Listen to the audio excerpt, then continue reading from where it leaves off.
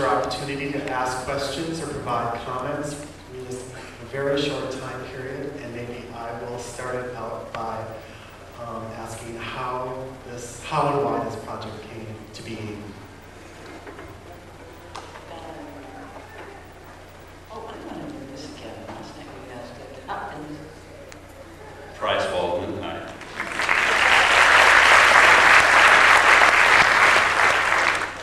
Last night I was very surprised how many people in the audience had read Moby Dick. How many have read Moby Dick? Yeah! Huge number. Huge number. It's a great book. Really, really, really strange book. I read it in high school like everyone else and kind of flipped through it and then a media producer was doing something for high school kids for kind of a literacy thing. He was worried that high school kids didn't read books, so he asked a lot of artists to do monologues about the book, favorite books. The project never got off the ground, but I sort of got really sucked into the book and just fell in love with it and started to hear it more musically and thought do something else with it. And this banging around us back here is we're leaving tonight for New York. We've had a really, really wonderful time here in Ann Arbor.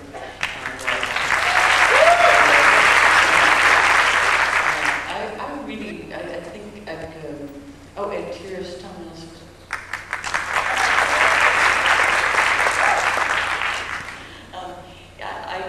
I think that, I bet the other performers will agree with me, but it really is like such a difference when you can feel some contact with the audience, and that's really been very, very wonderful for us.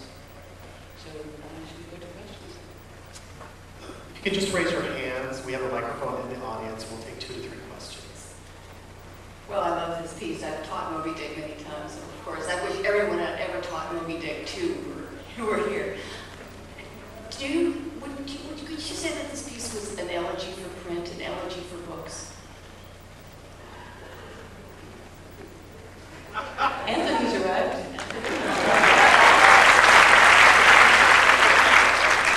Books aren't going to disappear. This is a love letter to a book, and the thing is,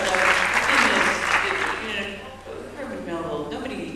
This is a perfectly fine book. It doesn't really need to be made into a multimedia show. It doesn't need pictures. It doesn't need sounds, and so one of the things that I think we all hope will happen is that just people will pick this stuff up. I mean, I think books are doing really, really well. I mean, look at Amazon.com. It's really doing great business. And I think that as culture gets more mass and more sort of boring, that finding books and individual voices is really so precious and such a precious thing. So. Woo! Okay.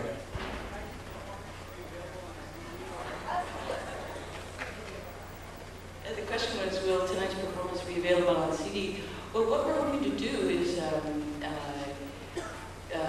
perhaps film our show in Paris and be a DVD. Well, it's kind of would be an interesting way because to get it back into a sort of one-on-one thing, because DVD is a very personal sort of small screen experience, very much in a way like reading a book. So it could be interesting for me to go. I was wondering how you think of this work in relation to some of your earlier work. It seemed like every once in a while there'd be a chord or refrain that was similar to Big Science, and it seemed like a lot of the themes of finding a personal voice against the tension between technology and nature seemed to come up. So I was wondering if you think of this work similarly to Big Science at all? I don't. First, because it's built on another text, but most importantly is because it's being interpreted by a number of people who, by Tom Press and Anthony and Miles and Schooling, and so I'd maybe like to ask them a little bit about how they approached the piece and what it, from any aspect you want to talk about. I mean, let's say here's a piece of text that really come out of a mom, and how to make it, or what it feels like to speak Melville. I mean, maybe Tom, you could talk a little bit about that too. About making this piece, you know, the thing you were wrestling with wasn't Melville, it was Laurie. And he's dead. We probably have twice as much material as you saw tonight. And if we could only stay until tomorrow, I'm sure you could all come back. And of course, that's the nature of the book, right? The book has so many different tangents that he goes off on, and they're all very, very interesting. We went down quite a few of them. And only here at Ann Arbor did we really melt everything down to this 90-minute show. It was 2 hours the last time that we did it in the spring. So our job, the tightrope that we've been walking is constantly shifting and changing, not only the material that we were doing, but how we were going to do each piece. We constantly changed direction.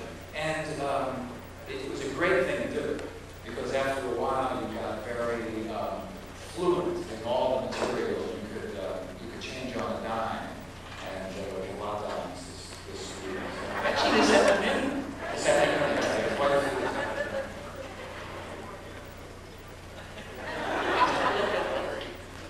Well, yeah, it's really just sort of approaching it from where Laurie starts and taking it from there. And in most cases, she's provided some kind of structure, usually in recorded form, that is the basis, you know, that we sort of depart from. And so it's really just like hooking up with her music and her ideas, and then just finding a place within yourself where it comes out and it makes sense for you and hopefully for everybody else. In terms of wrestling with the text, you have this combination of Laurie's text and you have Melville's language, which is so incredibly rich. And when you, at least in my experience, say for example doing the Sermon to the Shark section, in the book, it's the voice of the cook is almost Uncle Tomish, prevalent with the attitude at the time. And we had to find a way of not going there, making some reference to the language and the rhythm, and finding what it was to have all these different characters on the boat, and they're all slightly out of their mind. So, you know, you kind of have to live and breathe in the words. It's been a terrific journey. So.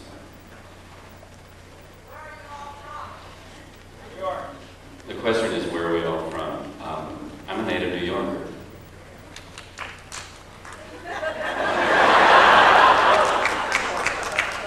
I'm from Iceland, from Reykjavik.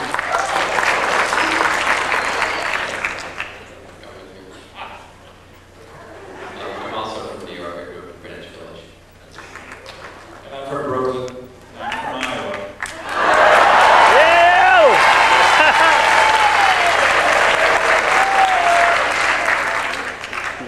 I apologize, we just got the cut signal. So thank you so much for coming to Ann Arbor.